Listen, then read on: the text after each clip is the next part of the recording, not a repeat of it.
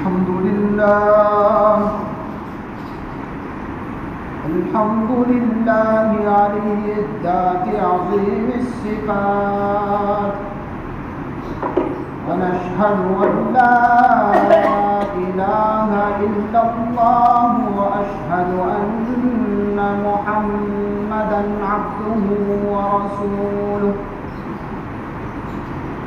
وقال الله تبارك وتعالى في القرآن المجيد: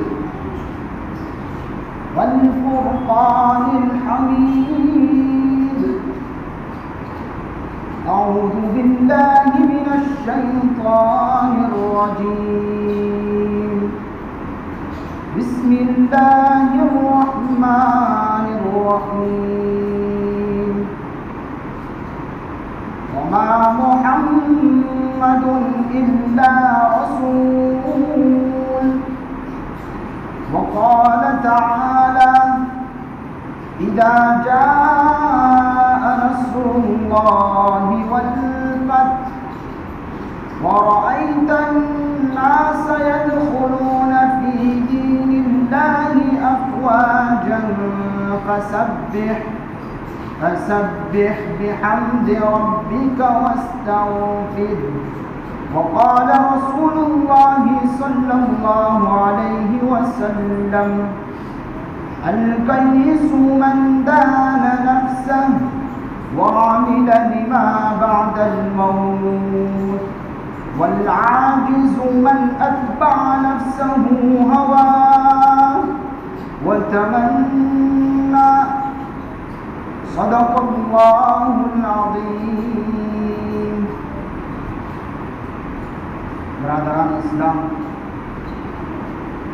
عزیزان ملت اور دین اسلام کے اور رسول اللہ کے پیروکاروں، اللہ تعالیٰ نے قرآن کریم میں ارشاد فرمایا: وما محمد الا رسول، کہ محمد نہیں ہے مگر ہمارے رسول. مہینہ 12 ربیع الاول، جس کو عید میلاد النبی کے نام سے بھی جانا جاتا ہے، اس میں میرے اور آپ کے آقا، کالی کملی والے، سنہری جالی والے، احمد مجتبی محمد مصطفیٰ، فخر دو عالم جان المرسلین، سرور کائنات صلی اللہ علیہ وسلم کی پیدائش ہوئی. میرے نبی تمام نبیوں کے سردار، میرے نبی کا خاندان تمام خاندانوں سے افضل، میرے نبی کا نسب تمام نسبوں سے اعلیٰ، میرے نبی کا شہر تمام شہروں کا سردار، میرے نبی کا وطن تمام وطنوں سے اعلیٰ. میرے اور آپ کے آقا تاجدار مدینہ فخر دو عالم صلی اللہ علیہ وسلم کی پیدائش 12 ربیع الاول کو ہوئی، جس میں پیدائش کا سلسلہ کچھ یوں چلتا آ رہا تھا کہ عرب کے اندر زمانہ جاہلیت کے نام سے مشہور تھا.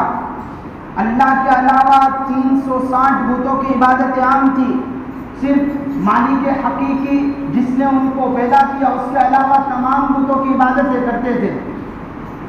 ایسے پرفتن دور میں، ایسے گمراہی والے راستے میں اللہ کے بچھڑے ہوئے کو اللہ سے ملانے کے لیے پاران کی چوٹیوں سے آفتاب رسالت صلی اللہ علیہ وسلم کا طلوع کیا.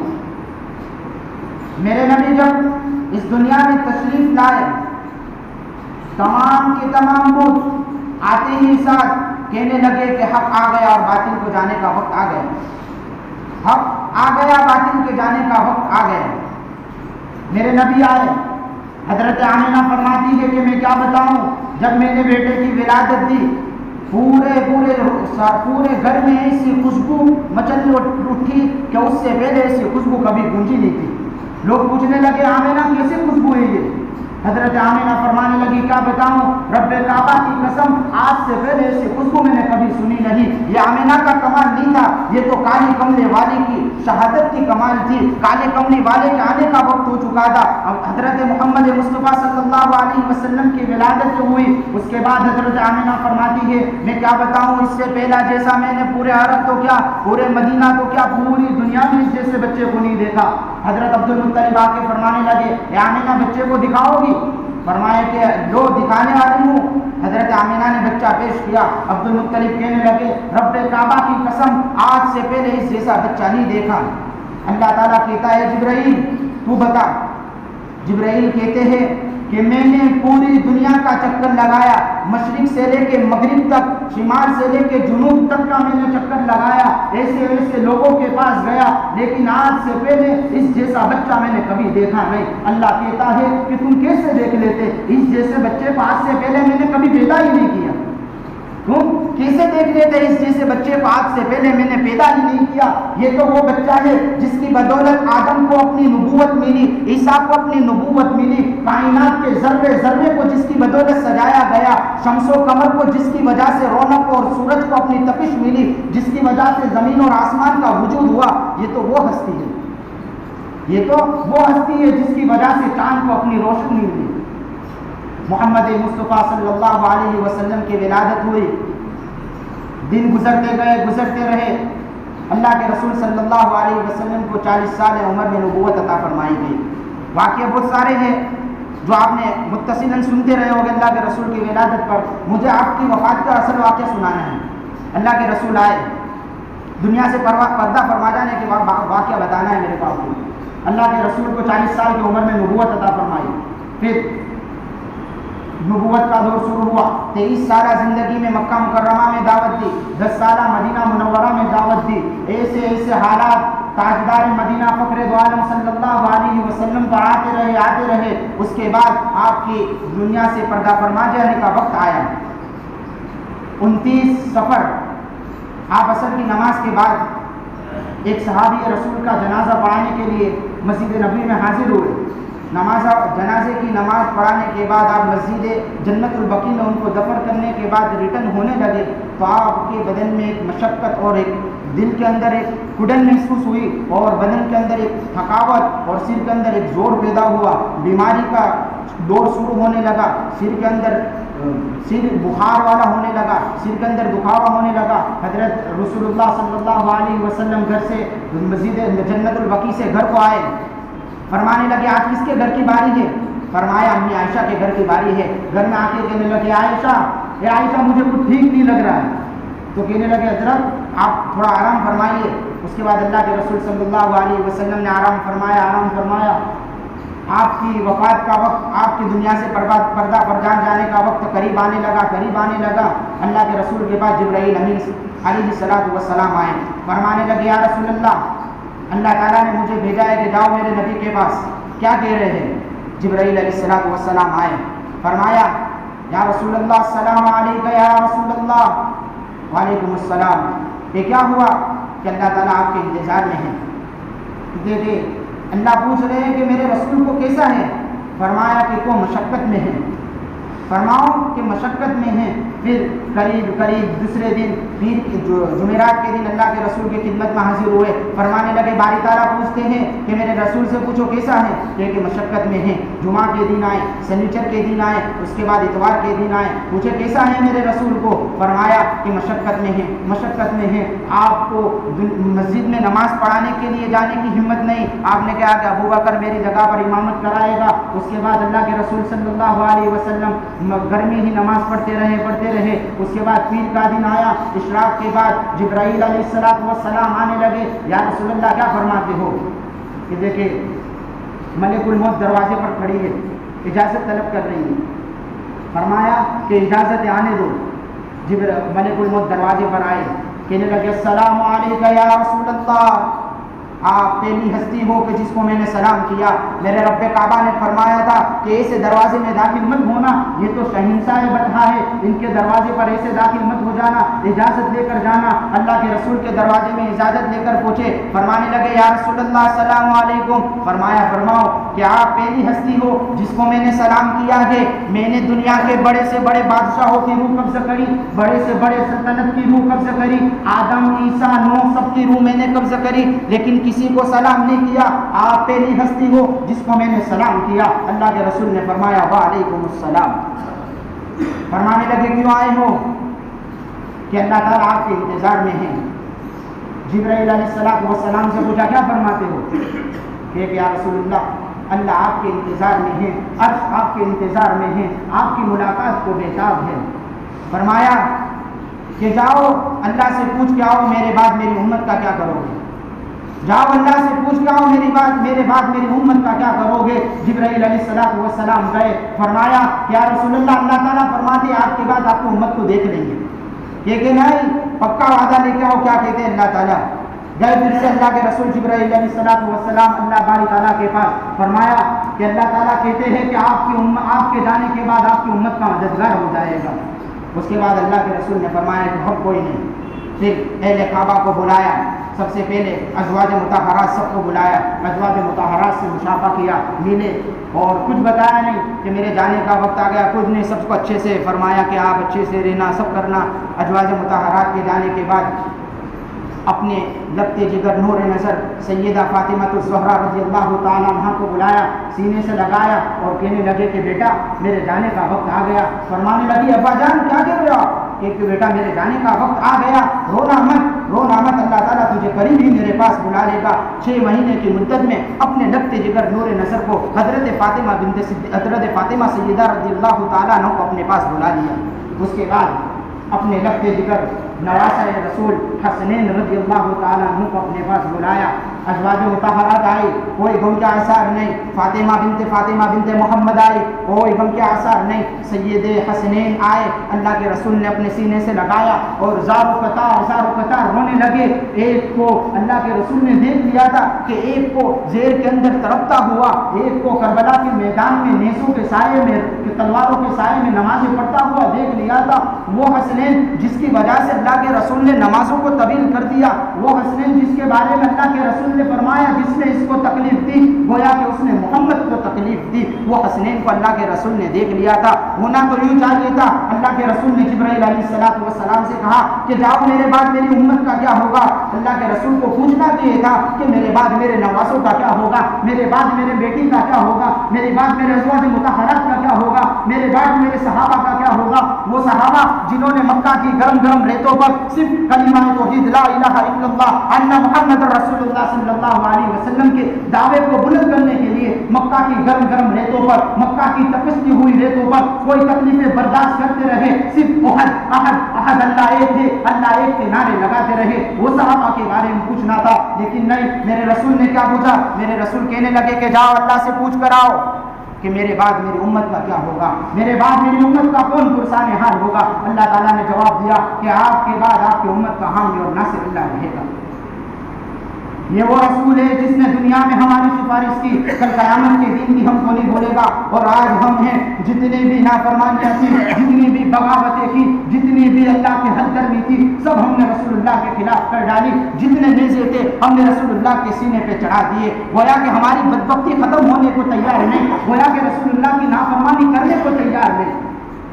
نمازیں ہماری ترک ہوتے جا رہی، سود خوری عام ہو گئی، زنا خوری عام ہو گئی، رشوت عام ہو گئی۔ وہ رسول جس نے فرمایا کہ میرے بعد میری امت کا کیا ہوگا، اس نے ہم کو سود کی اجازت نہیں دی، نافرمانی کی اجازت نہیں دی، نمازوں کو ترک کرنے کی اجازت نہیں دی۔ وہ رسول تو جاتے جاتے یوں فرما گیا کہ میرے بعد میری امت کا کیا ہوگا۔ کل قیامت کے دن یہ دنیا کی بات نہیں، کل قیامت کے دن میدان محشر کی تپش ہوگی، لوگ نفسا نفسی کے عالم میں ہوں گے۔ نو فرمائیں کہ اللہ نے میرے باپ کا سوال نہیں کر، میں میرے بیٹے کا سوال نہیں کرتا، آج کو میں کہتا ہوں یا رب نفسی یا رب نفسی۔ نو کہیں گے میرے کو اپنے بیٹے کا سوال نہیں، عیسیٰ کہیں گے کہ اللہ میں اپنی ماں کا سوال نہیں کرتا، اللہ کہیں گے، عیسیٰ علیہ السلام کہیں گے یا رب نفسی یا رب نفسی۔ ابراہیم علیہ السلام کہیں گے کہ اللہ میں اپنے بیٹے اپنے باپ آزر کا سوال نہیں کرتا، میں تو اپنی ذات کا سوال کرتا ہوں۔ موسیٰ کہیں گے اللہ میں بھائی کا سوال نہیں کرتا، اپنی ذات کا سوال کرتا ہوں۔ وہ ایک آواز گونجے گی یا رب امتی یا رب امتی، اس وقت اپنی ذات کی کوئی پرواہ نہیں، میری امت لوگ دیکھیں گے یہ کون ہے،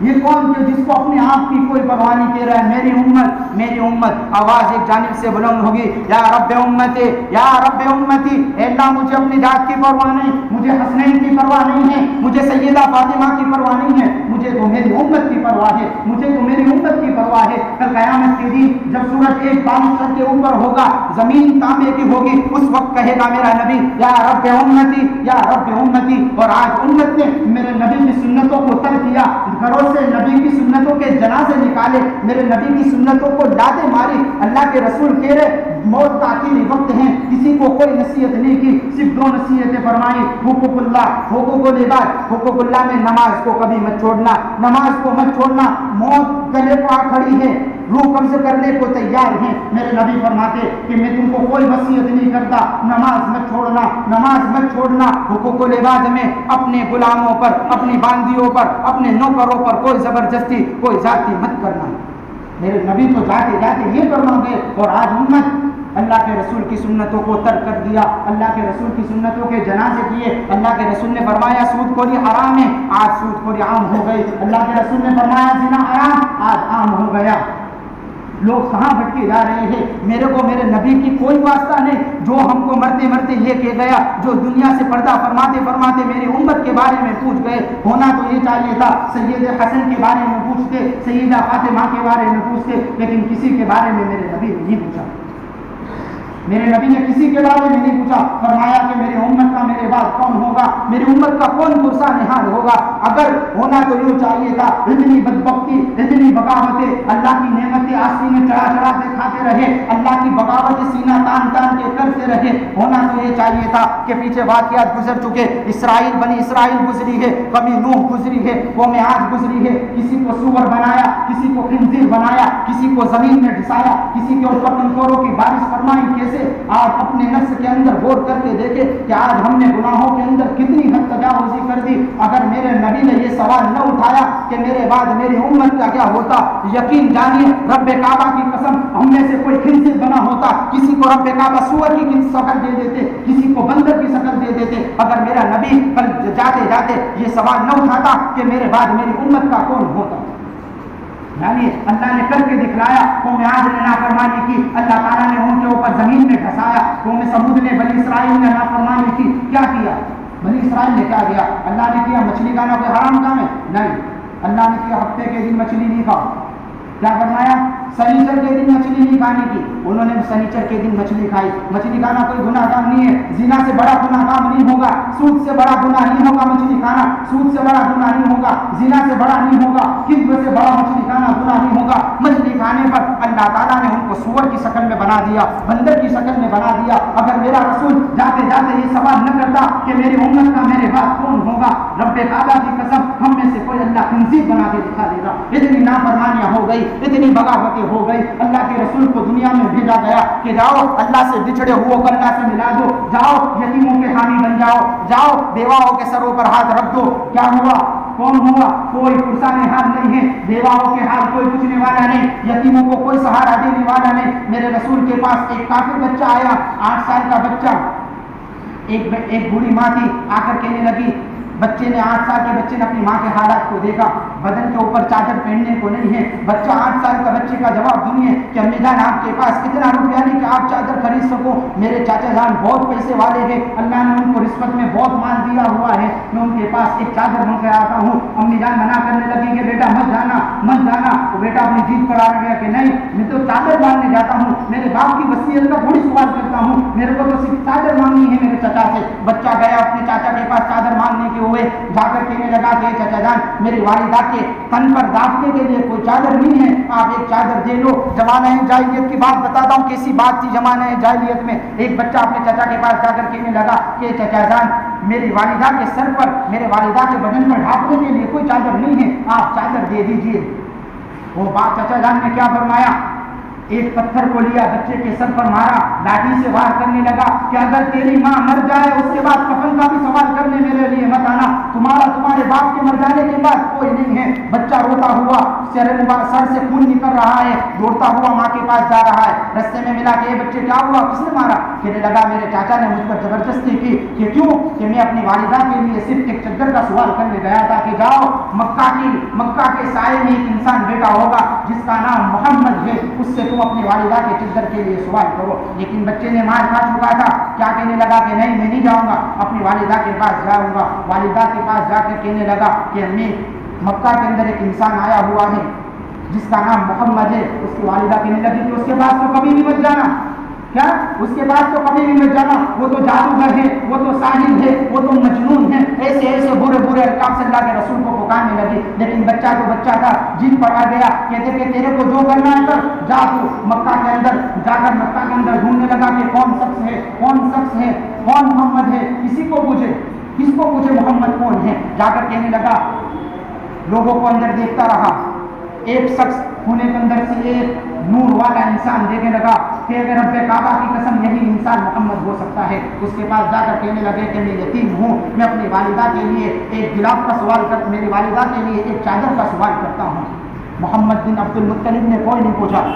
اپنے بدن کے اوپر چادر نہیں تھی, کھانے کو روپیے نہیں تھے, کوئی پرسہ میں ہاتھ نہیں تھا. اپنے سر کے اوپر سے, اپنے بدن کے اوپر سے چادر اتار کر اس کو دے دی. یہ نہیں پوچھا کہ یہ کافر ہے, یہ نہیں پوچھا کہ یہ کون سے دھرم کا ہے, یہ نہیں پوچھا کہ یہ کون ہے. بس اپنے سر سے اتاری, یتیم ہے دے دو. میرے نبی نے کسی کو نہیں پوچھا ہے کہ یہ دھرم والا ہے, یہ مذہب والا ہے, اس کا یہ دھرم ہے, اس کا یہ مذہب ہے. نہیں, انسان ہے, اللہ کی مخلوق ہے, سب کی مدد کرو, رسول اللہ کے دین کو پھیلاؤ. اللہ کے رسول کیا فرماتے, بعثت میرے کو بھیجا گیا ہے اچھے اخلاق کے لیے, اچھے اخلاق پھیلانے کے لیے. ہمارے اخلاق کیا ہے, لوگوں کی مدد کرنا. کوئی ہمارا دھرم نہیں ہے, ہمارا دھرم تو دین اسلام ہے. اسلام یہ نہیں سکھاتا کہ یہ کافر ہے, یہ مجوسی ہے, یہ نصرانی ہے. نہیں, سب اللہ کی مخلوق ہے, سب کی مدد کرو, اخلاقوں کو عام فرماؤ. پھر دیکھو امت کے حالات جو بگڑے ہیں وہ کس طرح درستگی پر آتے ہیں.